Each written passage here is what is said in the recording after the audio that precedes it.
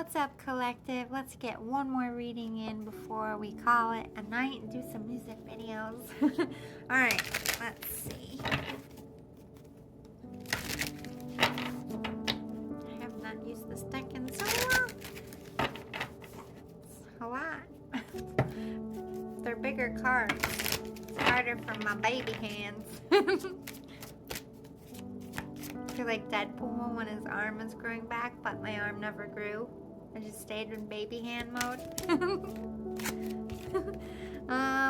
Automatic negative thoughts and a soulmate.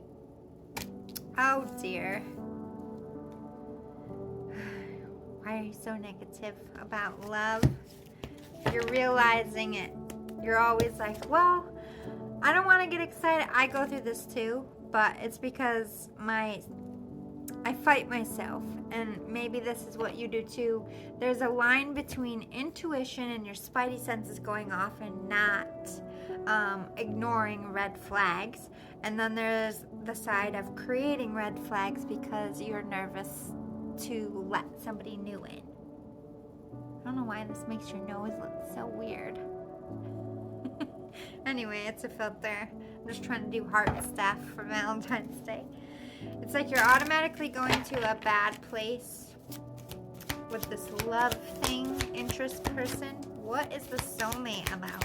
Let me see if I can see what reconciliation and positive life changes. You want to fix this and move in a new direction with a love interest. But your mind's like, they're not going to listen. They're not going to care. Yeah, you're self-sabotaging with your negativity. Why do we need to know about spiritual growth? I think you are doing the work. Like I said, you're recognizing that you are self-sabotaging yourself by being negative. You can't live in fear. You got to go forward towards this person and stop being so serious with this time to lighten up. Everything's working out in my favor. Keep saying that. Everything always works out in my favor. Everything is working out in my favor. I say that repeatedly to myself change your perception helps you manifest. When I feel myself slip into this negative thought, because this is depression, anxiety, we all go to this low vibrational thought. We are all a bully to our own self at times. And when that happens, we self-sabotage because we fail to see what we're doing and we don't lighten up like, okay, we're being negative, let's smile a little, take a deep breath. Changing your perception changes everything. You are a natural born leader in the world in general, but you are a natural born leader of this connection. You have what it takes to, I don't know why I heard man up. I don't know if you're gaining the confidence to apologize or to say, look, I just don't want to fight anymore. We got fear here. I think you're scared of the outcome, if this person's going to break up with you, or if they already have, if they're not going to take you back. Fear of being yelled at, even berated. Why is fear here? Spirit? Universal mind. You fear.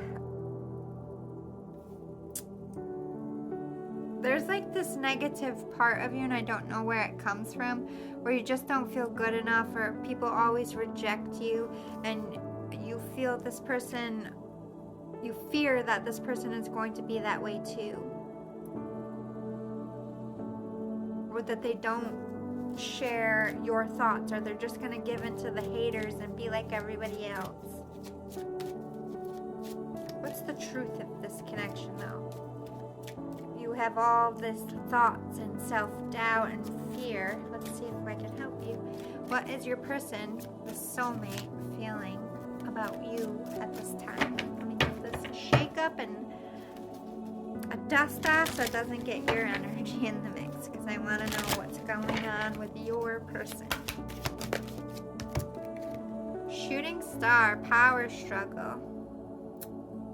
This person sees you at a higher elevation, whether it's a status in career. They're fearing things too. They have automatic negative thoughts. I don't know, I'm getting controlling energy. Could be Aquarius. It is Aquarius season. This person doesn't want to lose their independence. This is coming in strongly. And I feel like either you have a job where it's always going to come first and they're fearing they're going to lose themselves in that, or they're fearing your job is always going to be more important than them. Like they're always going to have to fight with you to be home over your career. Like you have all this ambition.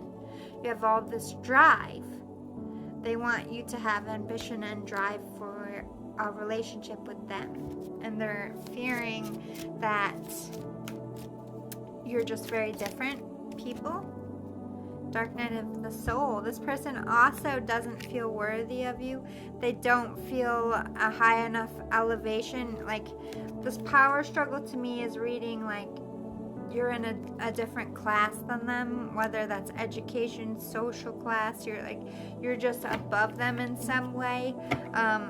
That they could never reach your level of success. They're a little bit embarrassed by it, or they feel like you look at them as less than for it. Old habits. Again, this is the old repetitive. This is what you have a universal mind of. This is a childhood wound of always being rejected, of always not feeling good enough. So you're reflecting that on each other. They're gonna think I'm not good enough. They're not gonna want me. It's like both are self-sabotaging this. Trust and forgiveness. You really have to trust that you guys have what it takes to get past this or get through this or get it off the ground, whatever end of the spectrum you're on, and you really have to dead it. Like you can't say, yes, I want a new start, I want to forgive and move on, and then the next fight you have, it is drug up again, because you can't go forward if you're always looking back. It's like you really have to decide whether you're leaving it in the past and it's staying in the past dead. You guys are moving forward like it never fucking happened, clean slate. Or trust and forgive your past and know that you are worthy of things, and stop self-sabotaging this relationship and go forward with what you want, and stop letting fear rule you and let it drive you. I'm scared to lose this person, so I better speak up. I'm scared to lose this relationship, so I better apologize, or whatever it is that's intimidating. What is the near future truth of this connection? Near future truth of this connection. Nourishment. You're going to put work and time into it. I do see you guys both equal give and take working on this, whether it's a new relationship or a rekindlement. You're both putting time and energy. Universal flow and heavenly helpers. Everything is lining up just as it should be. Everything is happening the way it's meant to. This is about going with the flow, taking baby steps. Like, relationships aren't fixed like that. So you're going to have good days and you're going to have bad days. So when you're having your arguments or whatever comes up that's bad, you're both going to see that, all right, we're going back into old ways. We're just going to keep fighting. And it's because you're spiritually evolving. You're helping each other heal from past wounds. And I feel like you have divine intervention with this connection as well. Empath. You have deep connection. You have deep feelings. It's like you can speak with your eyes to each other. You feel each other even when you're apart. Yeah, that intuition. You're following it. You're mirror images of each other. So what you fear in your person also fears in you. You got to change the energy so that you two can come forward. Near future. Anything else we need to know to close your reading out? Universal bank. It's all what you put into things. How much effort you match with your manifesting. If they are equal give and take, as in you're manifesting, wishing, and putting action towards it, you can make anything happen. How much are you investing in this relationship? The more you invest, the more it will work out. The less you invest, the more it will fail. It's up to you, Spirit's saying, how much you want to put into it, but you both have to be depositing, not just one side. I hope this was helpful.